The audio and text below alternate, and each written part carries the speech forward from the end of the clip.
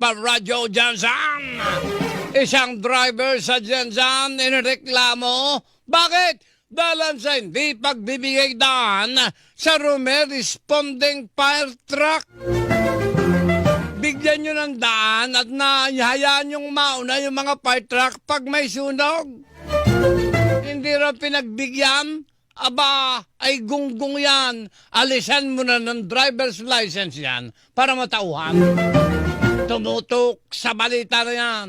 John Wilson de la Cruz, Super Radio Jansan. Mayong hapon, John. Mayong hapon, Karine, ipinatawag ng Public Safety Office General sa City ang isang driver matapos na mag-viral sa social media dahil sa hindi pagbibigay daan sa isang Rumer Responding fire truck.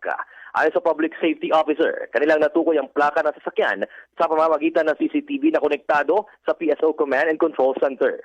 Paliwanag na senior citizen na driver, nakahinto siya sa traffic light dahil ito ay pula pa at hindi na rin niya umano naisip ang mga dapat gawin.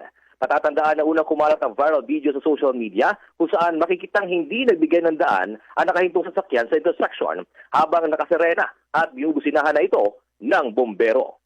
Ako si John Wilson de la Cruz ng Super Radio Jansan. Nag-uulat para sa Super Radio DZBB, dapat totoo. Hataw sa hapon! Senior citizen.